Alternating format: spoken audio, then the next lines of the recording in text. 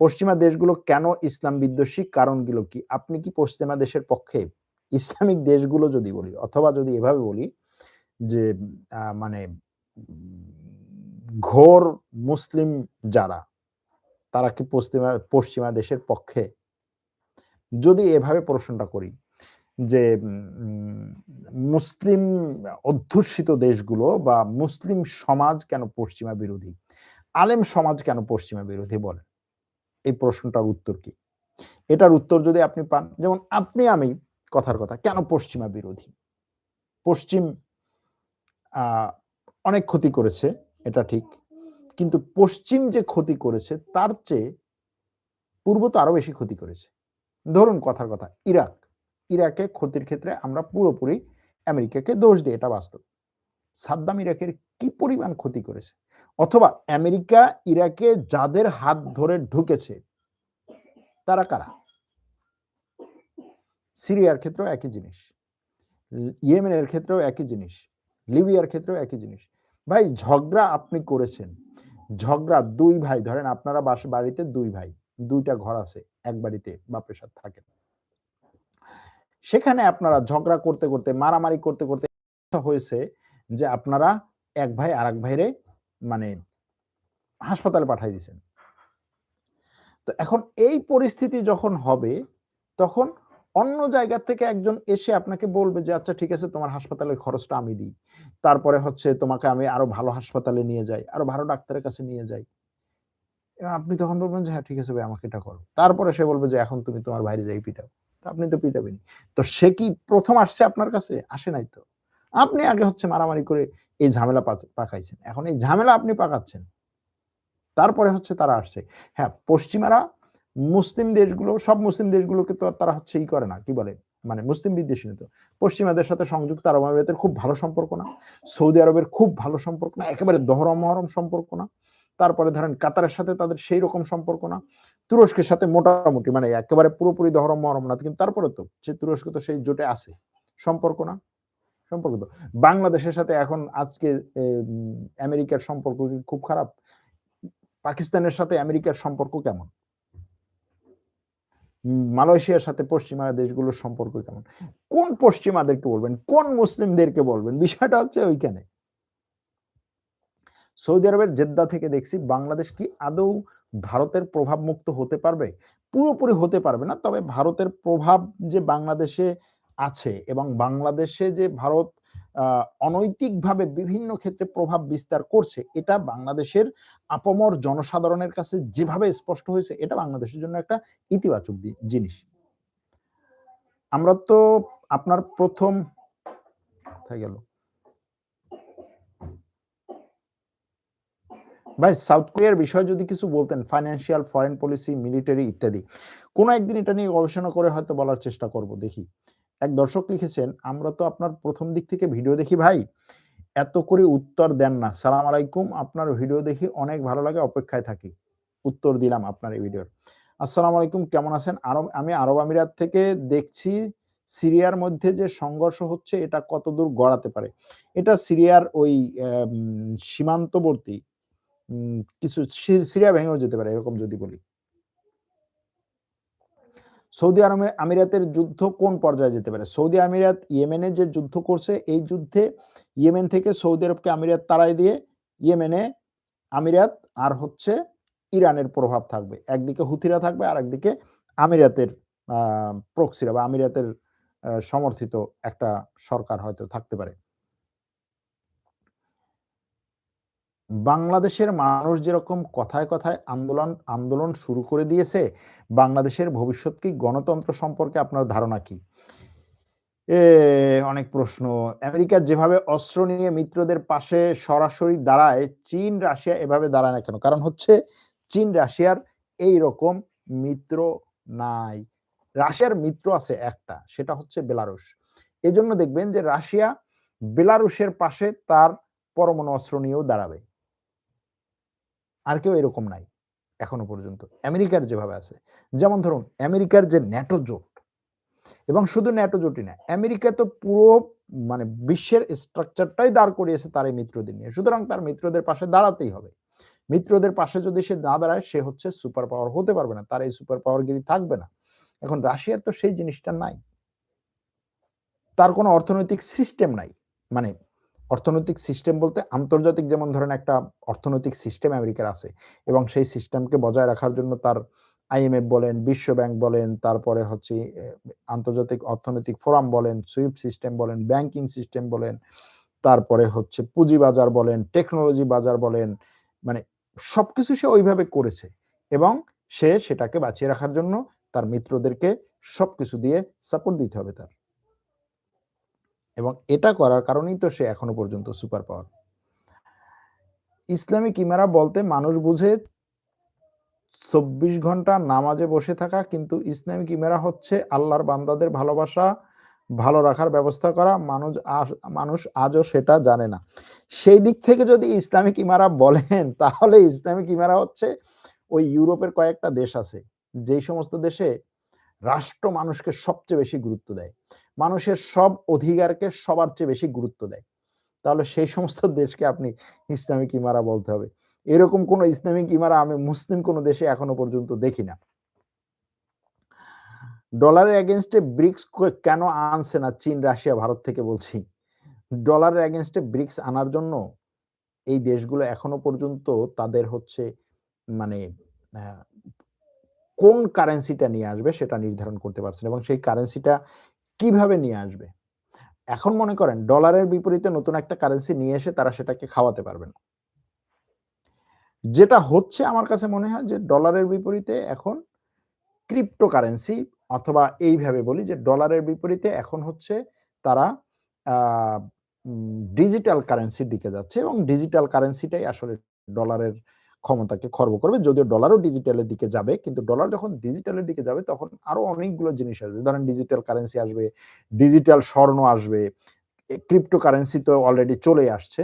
এই জিনিসটাকে যে কন্ট্রোল করতে পারবে, যার দিকে এটা কন্ট্রোল বেশি থাকবে, সে ডলারের ক্ষমতাটাকে খর্ব করতে পারবে। আসসালামু আলাইকুম। আমিও আরব আমিরাত সৌদি আরব নিয়ে কিছু কথা বলেন। বললাম তো। আমিরাত যেভাবে প্রকাশ্যে অস্ত্র-শস্ত্র নিয়ে মিত্রদের ও আমেরিকার কথা বলেছেন সেটাও বলেছি। সাউথ কোরিয়া কোন দিকে যাচ্ছে ভাই? সাউথ কোরিয়ার বিষয়ে কিছু বলেন। আমি সাউথ কোরিয়ার বিষয়ে তো খুব নেগেটিভ বড় কিছু দেখি না। তবে সাউথ কোরিয়ার যেটা ঝামেলা সেটা হচ্ছে এ সাউথ কোরিয়া আসলে আমেরিকার বলয় থেকে এখন বের হওয়ার চেষ্টা করছে, এবং সে বলছে যে আমি উত্তর কোরিয়ার সাথে কি বলে? হ্যাঁ, উত্তর কোরিয়ার সাথে আমি একটা সমঝোতায় যেতে চাই, ঝামেলাটা শেষ করছে। এটা আমার কাছে পজিটিভ মনে হচ্ছে ওই দিক থেকে। আমরা কারা স্যার শুধু এইটুকু বলতে চাই, আপনার প্রতি আমার ভালোবাসা ব্যাখ্যা করা সম্ভব না। Love you sir, Mohammad Fazle. Thank you. হাঁপিয়ে গেছেন, কে হাঁপিয়ে গেছে জানি না। আমি হাঁপিয়ে গেছি। একটু ক্লান্ত আসলে, হাঁপিয়ে যাওয়া না। কালকে রাত্রে ঘুম হয় নাই। স্যার শুধু এতটুকুই বলতে চাই। এক দর্শক বলছেন, নতুন প্রযুক্তি, AI, surveillance technology, cyber war আন্তর্জাতিক রাজনীতিকে কতটা পাল্টে দেবে? পুরোপুরি পাল্টে দেবে। আপনার সোশ্যাল মিডিয়া যেরকম আন্তর্জাতিক রাজনীতিকে বহু আকারে পাল্টে দিয়েছিল, ঠিক সেরকম ভাবেই AI, surveillance technology, cyber war আন্তর্জাতিক রাজনীতিকে পাল্টে দেবে। শুধুমাত্র রাজনীতি না, অনেক কিছুকে পাল্টে দিবে।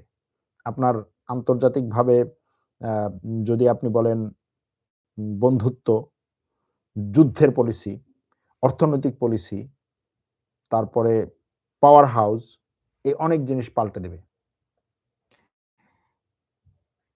আপনি যেহেতু আন্তর্জাতিক বিষয় নিয়ে কথা বলেন, তো বাংলাদেশ নিয়ে কোনো হট টপিক আসলে এপিসোড বানানোর চেষ্টা করবেন প্লিজ। জি না, এটা আমার সাথে যায় না। আমি বাংলাদেশ নিয়ে হট টপিক আসলে যে টপিকটা হট হয়ে গেছে সুতরাং এই মুহূর্তে হচ্ছে জনগণের সাথে একটু মানে ইয়া করতে হবে, হট টপিক নিয়ে ছেড়ে দিতে হবে, এটা আমার সাথে যায় না আসলে। আমি যদি ওই টপিক নিয়ে কোনো আগে থেকে কোনো ধরনের আমার স্টাডি না থাকে, আমি যদি ব্যাপক পরিমাণে গবেষণা না করি, আমি কেন হট টপিকে টাস করে হচ্ছে ঢুকে যাবো? যে পপুলার একটা কিছু বললেই হলো। ভাই এইটা তো আমার সাথে যায় না। আমি তো ওইটার সাথে না। আমি যে এই জিনিস নিয়ে আছি, যেমন ধরুন এটাকে আমি এইভাবে তুলনা করি একেবারে সহজে বোঝানোর জন্য। এক ব্যক্তি জুতা বিক্রি করে, আরেক ব্যক্তি হচ্ছে জামা বিক্রি করে। ধরেন বাংলাদেশে বাটা কোম্পানির কথা ধরেন, আর হচ্ছে আস্তিন কি বলে বাংলাদেশে পোশাকের বড় কোন একটা কোম্পানি। এখন ধরেন শীতের সময়ে আপনার হচ্ছে ব্যাপক পরিমাণে শীতের পোশাক বিক্রি হয় ব্যাপক পরিমাণে। এখন এই বাটা কোম্পানি কি লাফ দিয়ে গিয়ে হচ্ছে পোশাক এনে বিক্রি করা শুরু করবে? করবে না। বিষয়টা বুঝতে পারছেন? যে যেই বিষয়ে যার হচ্ছে মানে আ অভিজ্ঞতা যে যেই সেক্টরে কাজ করে সে সেই সেক্টরে থাকবে। এটা হচ্ছে আমার ব্যাপার, আমার চিন্তা। যে আমি এখন এই জিনিসটা খুব হট কেক হয়ে বিক্রি হচ্ছে, আমি দৌড়ে গিয়ে হচ্ছে ওটা বিক্রি করব। অথবা আরেকটু সিম্পল ভাবে বলি। ধরেন কোন একটা দোকান পিজ্জা বানাচ্ছে, কোন একটা দোকান হচ্ছে বিরিয়ানি বানাচ্ছে। এখন হঠাৎ করে মনে হলো যে অমুক জায়গায় এখন মিছিল হবে, আজকে হচ্ছে ব্যাপক পরিমাণে বিরিয়ানি বিক্রি হবে। তাহলে পিজ্জার দোকান ওই পিজ্জা বিক্রি বাদ দিয়ে সে বিরিয়ানি বিক্রি করা শুরু করে দিল ওইদিন। এটা হয় নাকি? হয় না। বুঝাইতে পারছি বিষয়টা? এই হচ্ছে মূলত আমার মানে এই সমস্ত জায়গা থেকে দূরে থাকা। এবং আরেকটা জিনিস হচ্ছে, ভাই আমি তো বিরিয়ানিতে স্পেশালিস্ট না। আমি পিজ্জায় স্পেশালিস্ট মনে করেন। আমি এটা বানাতে পারি। এখন ও ওই জিনিসটা ভালো বানাচ্ছে। সে সেই জিনিসটা ভালো বানাচ্ছে। সুতরাং চলতেছে তো। দরকার হলে আমি তার কাছ থেকে বিরিয়ানি কিনে খাবো। বুঝাইতে পারছি বিষয়টা? বাংলাদেশ নিয়ে যারা স্পেশালিস্ট, যারা চমৎকারভাবে মানে গবেষণা করেন, দরকার হলে আমি তাদের কাছ থেকে শুনবো। আবার তারা ধরেন আমারটা শুনবে যে হ্যাঁ, এই লোকটা আসলে তুরস্ক নিয়ে মোটামুটি একটু স্টাডি করে অনেকদিন পর্যন্ত থাকে। বাকি জিনিসগুলো নিয়ে অতটা হয়তো নাও জানো। তারপরে এটা নিয়ে আসে, সে এটা নিয়ে কথা বলতে পারে তার কাছ থেকে শুনে। শুনে অনেকেই। আবার ধরেন আরেকটা জিনিস হচ্ছে এই জায়গাতে ঘাটতি আছে। বাংলাদেশের আন্তর্জাতিক বিষয় নিয়ে খুব কম জিনিস আলোচনা করা হয়। খুব কম লোক আলোচনা করে কারণ এটা খায় না মানুষ। তারপরেও তো আমি এই যে আন্তর্জাতিক যে সমস্ত বিষয় নিয়ে আলোচনা করতেছি, ১,০০০ মানুষ এই মুহূর্তে শুধুমাত্র YouTube এ লাইভে আছেন। এটা আমার জন্য অনেক বড় একটা পাওয়া। চিন্তা করতে পারেন এত হার্ড টপিক ৪০ মিনিট পর্যন্ত কথা বলছি এবং ১,০০০ মানুষ লাইভে আছেন। তো আমি এই মানুষদেরকে রেখে লাফ দিয়ে হচ্ছে বাংলাদেশের কিছু হট টপিক নিয়ে দরকার নাই। এই যে দেখেন কিছুদিন আগে এই যে কি বলে ওসমান হাদি মারা গেল। বহুজন বহু কথা বলেছে। যে জানে সেও বলেছে, যে না জানে সেও বলেছে, যে কিচ্ছু জানে না সেও বলেছে, যে তাকে জীবনেও কোনোদিন দেখে নাই শুধুমাত্র সে গুলি খাওয়ার পরে হচ্ছে সোশ্যাল মিডিয়াতে তার কিছু ভিডিও-টিডিও এটা সেটা শেয়ার হয়েছে সেগুলো দেখছে। সবাই তখন হচ্ছে প্রো হাদি হয়ে গেছে। কেন? কারণ হচ্ছে ভাইরাল টপিক। রিচ পাওয়া সহজ অথবা এই সময় যদি আমি কথা না বলি তাহলে কোন সময় কথা বলব এরকম একটা ব্যাপার। দরকার নাই। আপনি নিজেকে কন্ট্রোল করেন। এবং ওই ক্ষেত্রে এমন কোন তথ্য আমার কাছে নাই যেটা হচ্ছে বাংলাদেশের মানুষের কাছে তথ্যটা পৌঁছায় নাই। সুতরাং আমার এইখানে তো বলার কিছু নাই। হ্যাঁ, গতকালকে মনে হয় এটা নিয়ে একটা পোস্ট দিছিলাম যেটা এই সব ঘটনার পরে আমার একটা উপলব্ধি নিয়ে আমি একটা পোস্ট দিছি। এতটুকুই। যাক। আসসালামু আলাইকুম। আমি মালয়েশিয়া থেকে দেখছি বাংলাদেশের নির্বাচন নিয়ে একটা ভিডিও করার অনুরোধ রইল। আসসালামু আলাইকুম ভাই কেমন আছেন? মহেশখালী কক্সবাজার থেকে বলছি। আমি ২-৩ বছর ধরে আপনার লাইভ গুলো দেখছি কিন্তু আমার কমেন্ট পড়েন না। আদৌ কি হাদির আসল খুনি গ্রেপ্তার হবে না? আপনি কি মনে করেন? মনে হয় না। কান ফাইটার জেট কবে আসবে? অনেক দেরি আছে। ওমানে কাজ করতেছি আর আপনার ভিডিও দেখতেছি। স্যার আমি আমেরিকা কেন রাশিয়াকে আগামীর পরাশক্তি না মেনে চীনকে কেন মানতে চাইছে? অর্থাৎ চীনকে কেন হুমকি মনে করছে?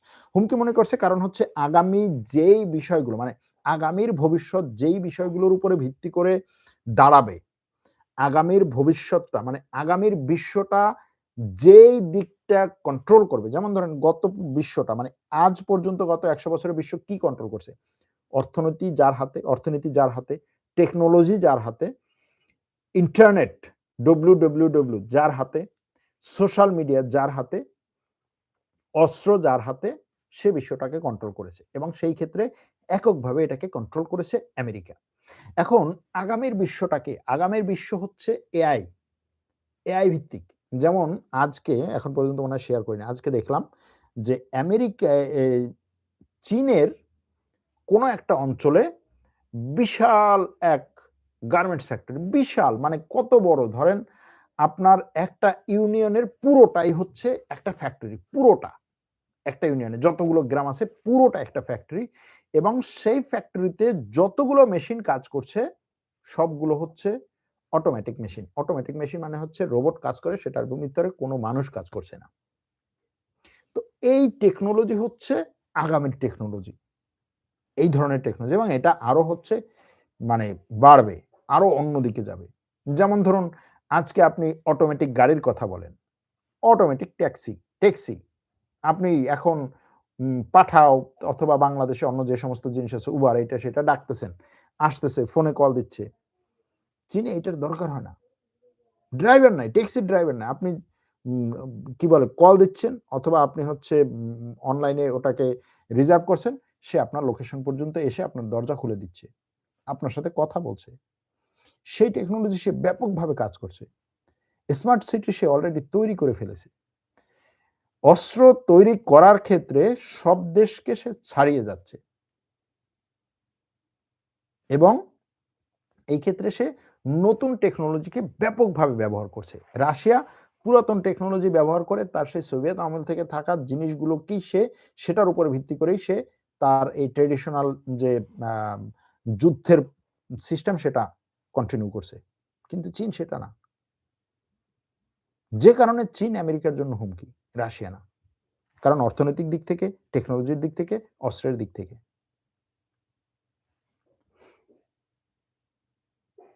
আমেরিকা যে কয়দিন পর একেকটা দেশের ভূমি তার লাগবে বা দাবি করে, এটা কি হাস্যকর নয়? নাকি এটা তাদের আগ্রাসনের প্রভাব? এটা আসলে আমেরিকা গত ১০০ বছর ধরে এভাবেই করেছে। আমেরিকা করেছে, ইউরোপ করেছে, ব্রিটেন করেছে, ইউরোপের ফ্রান্স করেছে, জার্মানি করেছে, বেলজিয়াম করেছে, এরা করেছে। এরা কোথায় গিয়ে হচ্ছে ভূমি দখল করে নাই? কোন জায়গায় গিয়ে করে নাই? কিছু জায়গায় তারা কৌশলগতভাবে গুরুত্বপূর্ণ মনে করে দখল করেছে। কিছু জায়গায় তারা হচ্ছে জাস্ট হচ্ছে তাদের জায়গা লাগবে এজন্য নিয়েছে। কখনো জোর করে নিয়েছে, কখনো কিনে নিয়েছে, কখনো যুদ্ধ করে নিয়েছে, কখনো মারামারি লাগিয়ে নিয়েছে, কখনো জাস্ট হচ্ছে হুটহাট করে দখল করে নিয়েছে। এটা করেছে। তো আমেরিকার বর্তমান বিষয়টা হচ্ছে যে ট্রাম্প এইটা এখন ওপেনলি বলছে যে তোমার ভাই তোমার এই জায়গা আমার লাগবে। এতদিন পর্যন্ত কি হতো? সুন্দর শব্দ চয়নের মাধ্যমে, সুন্দর হচ্ছে বয়ানের মাধ্যমে, ওই সমস্ত দেশের সরকার পরিবর্তনের মাধ্যমে অথবা ওই সমস্ত দেশে গণতন্ত্র নিয়ে আসবো, এটা নিয়ে আসবো, সেটা নিয়ে আসবো, এইটা দেব, ওটা দেব, সুন্দর একটা বউ দেব। এই ধরনের সুন্দর জিনিস বলার মাধ্যমে ওই দেশগুলোকে সে দখল করত অথবা ভেঙে ফেলতো অথবা ধ্বংস করে দিত। যেটা সে ইরাকে করেছে, যেটা সে আফগানিস্তানে করেছে, যেটা সে সিরিয়ায় করছে, যেটা সে লিবিয়ায় করেছে। তো ট্রাম্প যেটা করছে সেটা হচ্ছে ভাই এত কাহিনী-টাহিনীর দরকার নেই। এত সুন্দর বক্তব্য, ভাষা, শব্দচয়ন, এত বিশাল হচ্ছে এত সময়ও আমার নাই, এত কাহিনীও নাই। এরকম ভাবে বলে না এরকম ভাবে? নাই। আমি ভাই ধর্মার কাট। লাগবে ব্যাস। ওই আগেও যেটা ওই ২ বছর ধরে হচ্ছে সুন্দর বক্তব্য দিয়ে কথা বলে তারপরে হচ্ছে গিয়ে একই কাজ করত। এখন আমি ডাইরেক্ট একই কাজ। লাগবে ভাই লাগবে। তুই যে হ।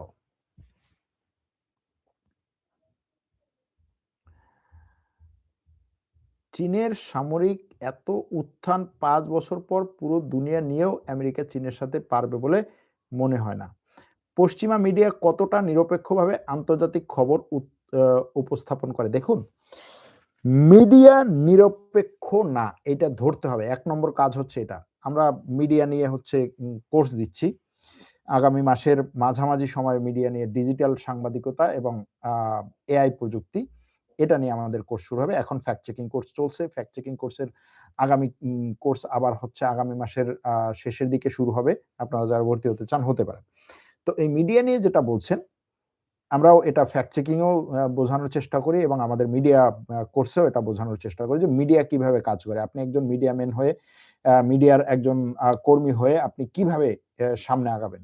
কিভাবে হচ্ছে আপনি মিডিয়াকে মূল্যায়ন করবেন, নিজেকে মূল্যায়ন করবেন? মিডিয়া নিরপেক্ষ না। নিরপেক্ষ মিডিয়া বলতে কোনো কিছু নাই। নিরপেক্ষ, মানুষ নিরপেক্ষ। আপনি যেহেতু নিরপেক্ষ না, মিডিয়াও নিরপেক্ষ না। কিন্তু মিডিয়ার ক্ষেত্রে হচ্ছে যে সে একটা স্ট্যান্ডার্ড বজায় রাখে। যে ভাই আমি নিরপেক্ষ না কিন্তু এমনভাবে পক্ষপাতিত্ব করব না, যেই পক্ষপাতিত্বর মাধ্যমে একেবারে পুরোপুরি আমি বায়াসড হয়ে যাই। এবং সেই ক্ষেত্রে পশ্চিমা মিডিয়ার সুবিধা হচ্ছে, পশ্চিমা মিডিয়া বিশেষ করে তার নিজের জিনিসগুলোকে আন্তর্জাতিকভাবে ছড়িয়ে দেওয়ার সময় সে পুরোপুরি নিরপেক্ষ। কিন্তু নিজের জিনিসকে আন্তর্জাতিকভাবে ছড়িয়ে দেওয়ার ক্ষেত্রে, বুঝতে পারছেন কিনা আমি জানি না। যেমন ধরুন CNN যখন তার নিজের জিনিসটাকে আন্তর্জাতিকভাবে একটা নিউজ করে তখন সে নিরপেক্ষ আমেরিকার। আবার ফক্স নিউজ যখন তার লোকাল ভাবে এই নিউজটা করে তখন সে নিরপেক্ষ নয়, তখন সে ব্যাপক পরিমাণে পক্ষপাতিত্ব করে। ব্যাপক পরিমাণে। আমাদের দেশে আর পক্ষপাতিত্ব কি? ব্রিটেনের যে ট্যাবলয়েড পত্রিকাগুলো আছে আপনি সেগুলোর পক্ষপাতিত্ব দেখলে তো মাথা নষ্ট হয়ে যাবে। একইভাবে আমেরিকার যে টেলিভিশন চ্যানেলগুলো, লোকাল টেলিভিশন চ্যানেলগুলো, তাদের পক্ষপাতিত্ব দেখলে তো আপনার মাথা নষ্ট হয়ে যাবে যে তারা কিভাবে পক্ষপাতিত্ব করে। এবং বড়, বড় মিডিয়াগুলোও পক্ষপাতিত্ব করে, কিন্তু তারা তারপরেও একটা স্ট্যান্ডার্ড বজায় রাখার চেষ্টা করে। আরেকটা বিষয় হচ্ছে আন্তর্জাতিক খবরের ক্ষেত্রে তারা সেখানেও কিন্তু পক্ষপাতিত্ব করে। সেখানে আমরা মনে করি নিরপেক্ষ, কারণ হচ্ছে যারা সেখানে কি বলে সরকার বিরোধী বা সরকারের বিভিন্ন দেশের চাপে থাকে, আন্তর্জাতিক মিডিয়া বেশিরভাগ ক্ষেত্রে তাদেরকে সাপোর্ট দেয়। যে কারণে এখানে মনে হয় যে হ্যাঁ ঠিক আছে, শক্তিশালীর বিরুদ্ধে দাঁড়াচ্ছে, মানবতার পক্ষে দাঁড়াচ্ছে। বিষয়টা সেরকম না। তো এই দিক থেকে চিন্তা করলে পশ্চিমা মিডিয়া কতটা নিরপেক্ষভাবে আন্তর্জাতিক খবর উপস্থাপন করে, এখানে যদি এভাবে বলি যে এটা হচ্ছে 60 থেকে 80% নিরপেক্ষভাবে আন্তর্জাতিক খবর উপস্থাপন করে। তবে তাদের এই নিরপেক্ষ খবর মানে পক্ষপাতিত্ব খবর উপস্থাপন করারও আবার তাদের স্টাইলটা এমন যে দেখলে আপনার কাছে মনে হবে যে হ্যাঁ এটা মোটামুটি নিরপেক্ষই তো। কিন্তু সেই স্টাইলে আমরা আমাদের দেশের পত্রপত্রিকাগুলো বলতে পারে না।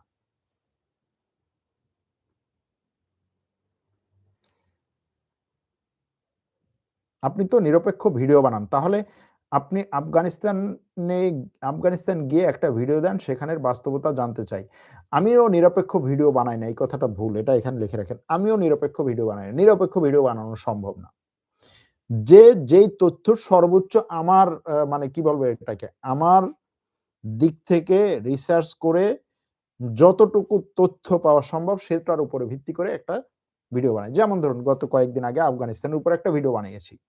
সেটা বানানোর পরে যারা হচ্ছে এই যে কি বলে ইমারাতে ইসলামিয়া বা এই ধরনের জিনিসগুলোকে যারা অনেক বেশি হাইলাইট করে তাদের কথা হচ্ছে ভাই আপনি তো এখন লাইনে আসছেন। বিষয়টা লাইনে আসে না। বিষয়টা হচ্ছে যেটা বাস্তব, যেটা তথ্য, যেটা সঠিক আমার কাছে মনে হয় বা আমি যতটুকু তথ্য পাচ্ছি সেটার উপরে ভিত্তি করে আপনাদেরকে দিচ্ছি। এবং সেক্ষেত্রে দেখা যায় যে অনেক সময় বা বেশিরভাগ সময়ই গতানুগতিক ধারার যে অ্যাঙ্গেল সেটার থেকে আমার অ্যাঙ্গেলটা ভিন্ন হয়। এই আরকি।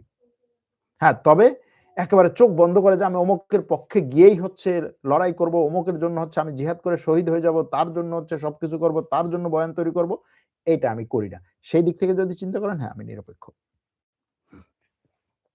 সাধারণ মানুষ আন্তর্জাতিক রাজনীতি বোঝার জন্য কি জিনিসকে সবচেয়ে বেশি গুরুত্ব দেওয়া উচিত? আন্তর্জাতিক রাজনীতিকে বোঝার জন্য যে জিনিসটাকে সবচেয়ে বেশি গুরুত্ব দেওয়া উচিত সেটা হচ্ছে আন্তর্জাতিক সম্পর্কের ক্ষেত্রে আবেগের ঊর্ধ্বে উঠে তথ্য উপাত্তের উপরে ভিত্তি করে জিনিসগুলোকে দেখা দরকার। এটা হলো ১ নম্বর কাজ। ভাই পাকিস্তানের এক নেতা বলেছেন বাংলাদেশের দিকে যদি ভারত চোখ তুলে তাকায় তাহলে তাদের মিসাইল রেডি আছে। এই ব্যাপারে আপনার মন্তব্য শুনতে চাই। তারা কতটা সাহায্য করবে বাংলাদেশকে? এখন ধরুন বাংলাদেশের একজন নেতা, অনেকগুলো রাজনৈতিক দল আছে। বাংলাদেশের একজন নেতা বলল যে যদি ইউরোপ তুরস্কের দিকে চোখ তুলে তাকায় তাহলে ইউরোপের চোখ আমি তুলে ফেলব। ভ্যালু আছে কোনো? ভ্যালু আছে? কত নেতা তো কত কিছুই বলতে পারে। এখন সেই নেতা কোন নেতা? কোন লেভেলের নেতা? কোন পর্যায়ের নেতা? আসলে সে ডিসিশন মেকিং এ আছে কিনা? পাকিস্তানের সেনাপ্রধান যদি এটা বলে তখন বলবেন যে হ্যাঁ ঠিক আছে এটার একটা ভ্যালু আছে। তখন বলবেন যে হ্যাঁ এটার একটা ভ্যালু আছে। কয়েকদিন আগে ডন পত্রিকা একটা কার্টুন করছে কি? যে বিশাল একটা বাঘ, এরকম বিশাল বাঘ, হ্যাঁ? বাঘের গায়ে লেখা বাংলাদেশ, সামনে হচ্ছে মোদি এরকম করে আছে। হ্যাঁ? এটা ডন পত্রিকা বাংলাদেশকে ভালোবাসে করে নাই। এটা ডন পত্রিকা তার যে মানে পাঠক আছে তাদেরকে, এই যে তার পাঠকের একটা বিশাল অংশ হচ্ছে অ্যান্টি ইন্ডিয়ান। সুতরাং তাদেরকে ইন্ডিয়াকে ছোট করে দেখানোর জন্য এই জিনিসটা করেছে। ঠিক ওইভাবেই আজকে পাকিস্তান যতটা হচ্ছে পাকিস্তানের বিভিন্ন রাজনৈতিক নেতা অমুক সমুক যতটা বাংলাদেশকে নিয়ে বলে, এটা ব্যাপক পরিমাণে বাংলাদেশকে ভালোবাসার জন্য না। ভারতের বিরুদ্ধে তার অবস্থান নিতে হবে এবং তার যে সাপোর্টার আছে, তার যে জনগণ আছে, তাদেরকে তার পক্ষে রাখার জন্য ভারত বিরোধী কথাবার্তা এভাবে বলতে হবে। এখন এটা কোন ব্যক্তি, কোন লেভেলের ব্যক্তি বলছেন সেটা দেখা দরকার। পাকিস্তান লিবিয়ার হাফতার গ্রুপের সাথে $4 বিলিয়ন চুক্তি করেছে। এই চুক্তি তুরস্কের সাথে সম্পর্ক খারাপ হবে? খারাপ হবে বলে মনে হয় না। তবে পাকিস্তানের সাথে তুরস্কের সম্পর্ক যে লেভেলে আছে এ লেভেল থেকে আমার মনে হয় না যে খুব বেশি একটা খারাপ হবে। আনুমানিক কত বছর পর ইসরায়েল আর তুরস্কের মধ্যে যুদ্ধ হতে ভাই? আমি আসলে তো কোন ধরনের হচ্ছে গণক ঠাকুর না। আনুমানিক কত বছর পরে হতে পারে? এটা ২ বছর পরে হতে পারে, ৫ বছর পরে হতে পারে, ১০ বছর পরে হতে পারে। আপনার মতে কেন একজন লোক লিখেছেন, আপনার মতে কোন জায়গায় যেন লিখেছেন? আরে হ্যাঁ, এইখানে খুব সম্ভবত।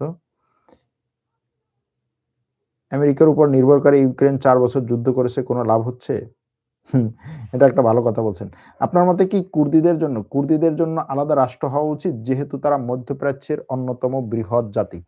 দেখুন এই বিষয়টাকে একভাবে এক কথার উপরে বলা যায় না যে কুর্দিরা মধ্যপ্রাচ্যের বিশাল একটা জাতি, তাদের জন্য আলাদা রাষ্ট্র হওয়া উচিত। যদি সেটাই হয় তাহলে তো এরকম বলা উচিত যে মধ্যপ্রাচ্যে আরবদের একটা রাষ্ট্র হওয়া দরকার যেহেতু তারা এক জাতি। যতগুলো আরব রাষ্ট্র আছে সব এক রাষ্ট্র হয়ে যাওয়া দরকার সব যেহেতু তারা এক জাতি। অথবা ধরুন আ বাঙালিদের সবার হচ্ছে একটা রাষ্ট্র হওয়া দরকার। পশ্চিম বাংলা, বিহার, উড়িষ্যা যারা আছে সব এক রাষ্ট্র হয়ে যাওয়া দরকার, তারা এক জাতি। রাষ্ট্রের হিসেবটা আসলে ওইভাবে হয় না। এখানে অনেকগুলো ইকুয়েশন আছে। আবার ধরেন যদি কুর্দিদের একটা অংশ ব্যাপক পরিমাণে হচ্ছে লিয়াজো করে, যুদ্ধ করে, অনেক দেশের সাথে লড়াই করে তারপরে তারা নিজের একটা রাষ্ট্র গঠন করতে পারে। যেমন ইরাকে করেছে, করতে পারে। তখন হয়তো সেটার একটা ভ্যালু থাকবে যে হ্যাঁ, ঠিক আছে এটা তো তারা করেই ফেলেছে সুতরাং এটাকে আমার সাপোর্ট দেয়া দরকার। বা এটাকে এখন দাঁড় করানো দরকার।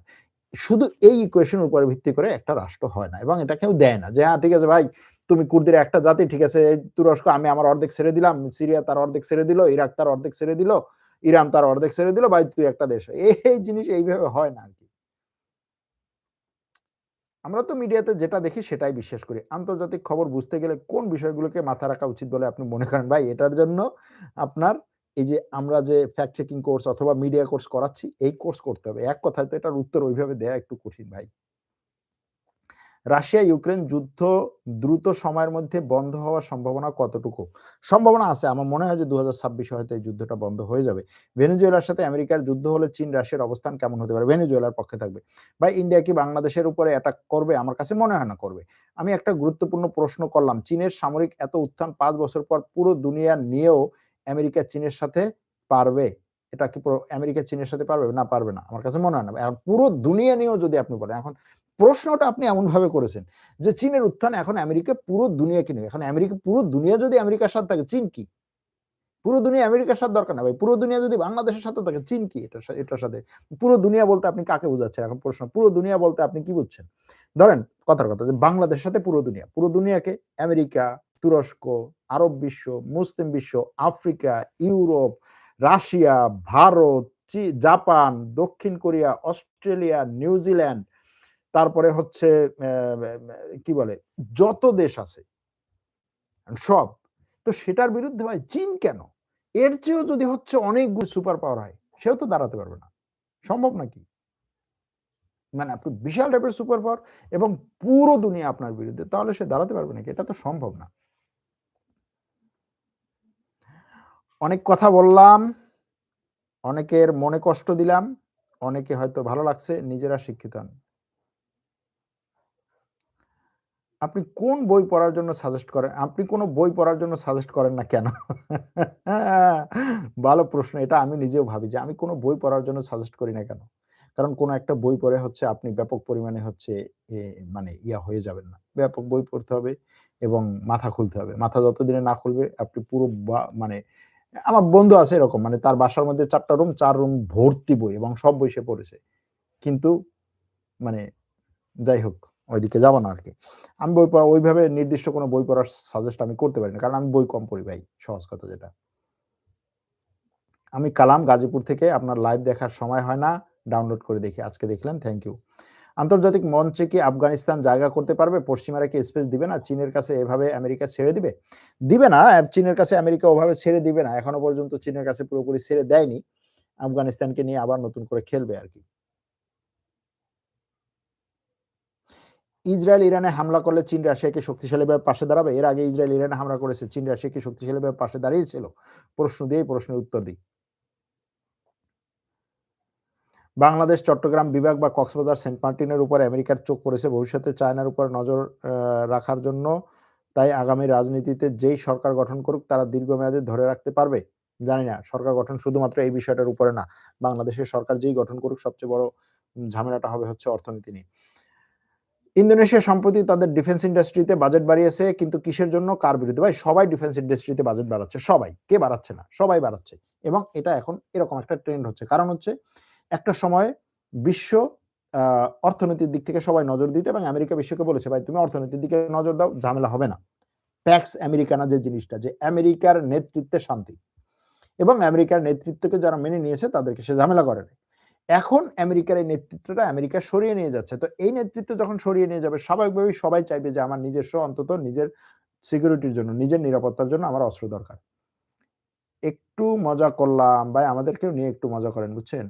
বাংলাদেশ কি কখনো মেজর পাওয়ার হতে পারবে? কি মনে হয়? হ্যাঁ, বাংলাদেশ মেজর পাওয়ার হতে পারবে। আমেরিকার মতো একটা পাওয়ার হতে পারবে, হওয়ার সম্ভাবনা আছে।